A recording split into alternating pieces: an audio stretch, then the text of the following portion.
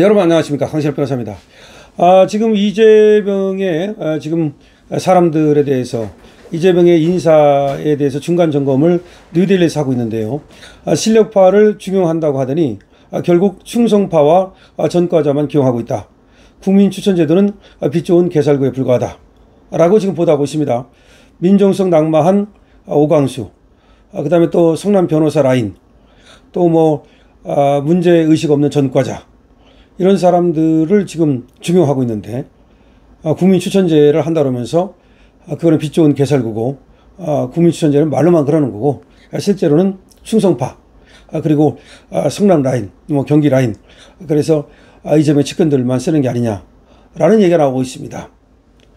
자, 오광수 민정수석 차명재산 논란, 차명대출 논란으로 닷새 만에 사퇴했죠.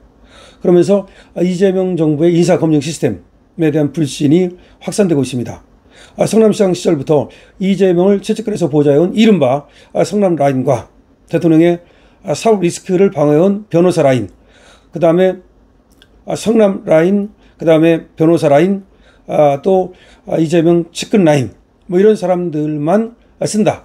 코드 인사 논란이 지금 불거지고 있습니다.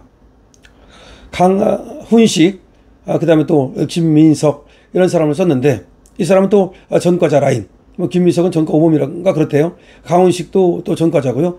그러다 보니까 윤리 기준이 실종됐다, 이런 얘기가 나오고 있고요.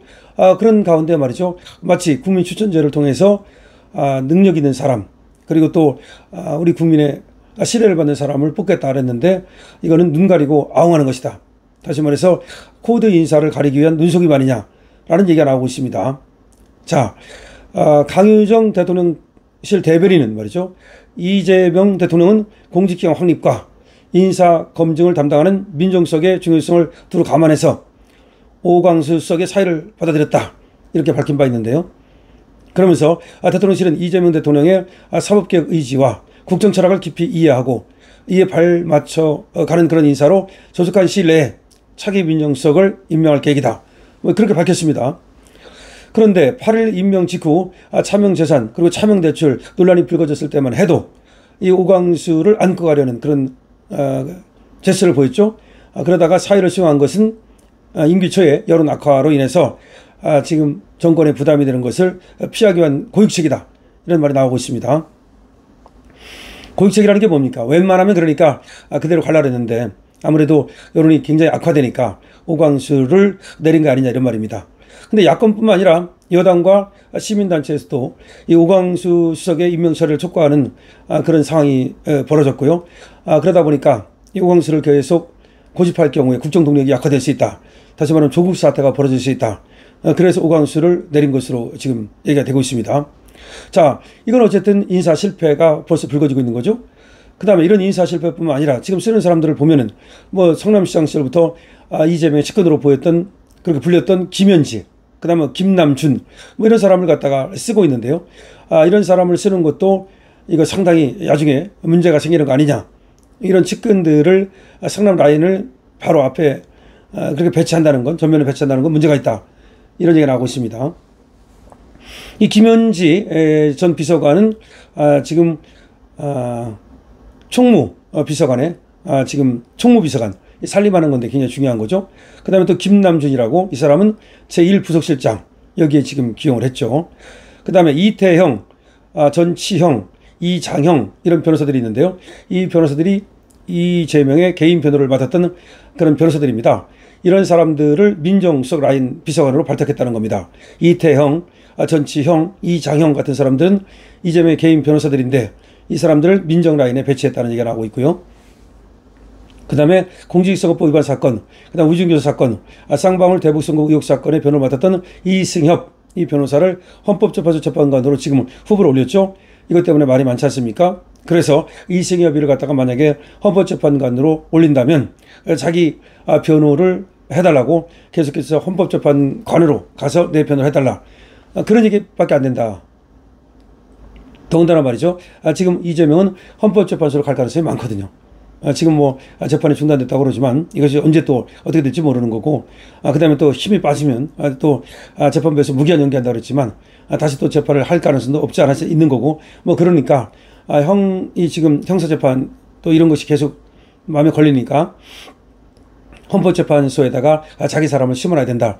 그래서 지금 이승엽을 헌법재판소에 심으려고 한다라는 얘기가 나오고 있습니다. 하지만 이거는 엄청나게 반발이 쏟아지고 있기 때문에 그렇게 쉽지만은 않을 텐데 모르겠습니다. 이재명하고 또 지금 민주당이라면 뻔뻔스러운 사람들이기 때문에 어떤 또 그런 뻔뻔스러운 짓을 할지는 좀 지켜봐야 될 것 같은데요. 어쨌든 간에 이렇게 지금 이재명에게 지금 발탁되는 사람들을 보면은 전과자이거나 내지는 뭐 성남 라인이거나 내지는 또 변호사를 했다든지 이런 사람들만 쓰고 있다라는 얘기가 나오고 있습니다. 그래서 전과 같은 경우도 말이죠.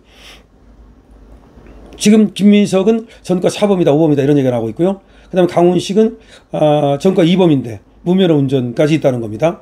그리고 강훈식은 민식이법을 대표 발의하면서 어린이 안전의 상징처럼 이미지가 구축된 상황에서 그 상황에서 무면허 운전 전력이 알려져서 국민 정서에 맞지 않는 인사라는 비판이 제기되고 있는 겁니다. 그러니까 강훈식의 또 무면허 운전 이것도 문제가 되고 있고요. 그 다음에 또 99억 가상자산 코인 때문에 문제가 됐던 김남국, 이런 김남국이 코인으로 얼마나 돈을 벌었는지 지금도 몰라요.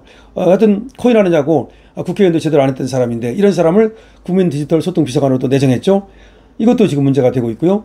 그 다음에 이 김남국이는 재산 등록 기준일은 2021년 12월 31일 예치금 약 90억 원을 가상자산 구입 방법으로 은닉하고 총 재산을 전년 대비 8천만 원만 증가한 12억 6천만 원이라고 허위 신고를 한 혐의도 있거든요. 다시 말해서 지금 가상자산에 엄청 많은 거야. 지금 얘 재산이 지금 100억이 넘을 것 같아요. 그러니까 가상자산은 그걸 은닉해 놓고 신고를 안 하고 재산 신고를 안 하고 그 일부만 재산 신고를 했다는 얘기 아닙니까? 근데 일부만 한 것도 재산 신고한 것이 12억 6천만 원입니다. 그러니까 만약에 이 가상자산까지 합한다면 김남국의 재산은 100억이 넘는 거죠. 그러다 보니까 이 김남국의 재산이 진짜 김남국 거냐 아니면 김남국이 누구 돈을 갖다가 세탁해 주는 거 아니냐. 김남국이 지금 뭔가 지금 이재명과 연계돼 가지고서 이재명 돈을 김남국이 또 관리해 주는 거 아니냐라는 얘기까지 나왔던 거 아닙니까? 또 그런 김남국이를 쓴다 그러고 그 다음에 또 드루킹 댓글 조작 사건으로 실형을 살았던 김경수, 이 김경수를 또 지금 뭐 장관 후보로 또 거론하고 있고요. 그러면 보십시오. 뭐 실력을 중용하겠다, 실력 있는 사람을 쓰겠다, 뭐 그런 식으로 얘기를 했는데 알고 보니까 뭐 유능이니 이런 말은 다 그냥 되지도 않는 소리고 또 국민 추천으로 뭐 장관이라든지 공직을 갖다가 쓰겠다 그랬는데 그것도 말이 안 되고 좀 지키는 것이 없습니다. 실력보다는 결국은 이재명에 대한 충성도, 이재명과 얼마나 가까운가 이걸로 공직을 갖다가 지금 주고 있다는 얘기죠. 그럼 매간 매직이 되는 거죠. 물론 매간 매직이니까 이제 이게 뭐 매간 매직이라는 게 뭡니까? 관직을 팔고 산다는 얘기인데 꼭 돈으로 사고 팔아야 그게 뭐 매간 매직입니까? 지금 인적 관계로 사고 파는 것이라고도 볼 수 있고 또 하나는 자기를 변호해 준 사람들, 자기를 앞으로도 변호할 사람들 뭐 이런 사람들한테 자꾸 이런 어떤 공직을 준다는 거는 이거는 역관제인데 이건 물론 이 정무직 같은 것은 어느 정도는 말이죠. 자기 사람을 쓸 수밖에 없다는 것을 인정한다 하더라도 지금 쓰는 걸 보면 이건 아니라는 거죠. 공직은 어떤 한 사람의 개인을 위한 것이 아니잖아요. 그것은 우리 국민을 위한 거잖아요. 그리고 공직은 국가를 위한 거잖아요. 그런데 이 공직이라는 것을 나하고 안다고, 나를 갖다 변호해줬다고, 그 다음에 나하고 어떤 인맥이 있다고, 뭐 그런 식으로 공직을 준다는 것은 상상하기 어려운 것이고 미국 같은 데서는 정말 상상도 할 수 없는 거죠. 그리고 또 뭐 아는 사람을 전혀 안 쓸 수는 없어요. 하지만 쓰는 사람의 면면에 문제가 있다는 거죠. 김남국 지금 얘가 정말 문제가 뭐냐면 지금 국회의원 하면서도 성실 의무를 어기고 코인만 했다는 것일 뿐만 아니라 그 엄청난 그 돈을 어디서 난 건지 코인으로 버는 건지 아니면 이것이 그 전에 그런 얘기가 있었잖아요. 가상자산 이거 그 발행하는 애들 그런 애들로부터 이게 거의 그냥 뭔가 들어주고 입법 로비라든지 뭐 이런 거 받고 그런 걸 공짜로 얻은 거 아니냐. 그랬을 가능성이 굉장히 많아요. 왜냐하면 가상자산이라는 것은 뭐 10만 개, 20만 개 발행해가지고 한 10,000개 줘도 19만 개만 비싸게 팔아먹을 수 있다면 걔들은 떼돈을 벌거든요. 그러니까 지금 김남국이 과연 이 가상자산 코인이라는 것을 돈 주고 산 거냐 아니면 이게 무슨 뇌물성이냐 이런 것도 문제가 됐던 거고 그 다음에 이 가상자산을 또 숨겼잖아요. 이걸 갖다가 재산 신고를 안 하려고 숨겼던 거 이것도 정말 문제가 됐던 거고 그 다음에 이 가상자산이 이걸 거래를 하면서 말이죠. 그 국회의원직을 갖다가 그냥 무슨 뭐 껌으로 여기고 부업으로 여기고 국회의원의 성실한 어떤 그런 역할을 하지 않았다는 거. 이것도 문제가 되는 거고. 하여튼 이런 김남국 같은 사람들. 또 김경수는 또 누굽니까? 드루킹이잖아. 여기는 민주주의로 유린한 사람 아닙니까? 그야말로 도대체가 지금 드루킹이라고 하는 그런 댓글 조작으로서 민주주의를 유린한 사람이고 우리 선거를 갖다가 부정선거를 한 사람인데 이런 사람을 또 뭐 장관으로 쓴다는 말이 나오고 뭐 지금 김민석이는 보니까 뭐 말하면 잔소리니까 김민석에 대해서 여러 번 얘기했지만 완전히 그 부적절한 사람이고 조국 시즌2고 뭐 지금 다 쓰는 사람들을 보니까 자기 측근 아니면 전과자 아니면 하여튼 실력과는 전 상관없는 이렇게 쓰고 있다.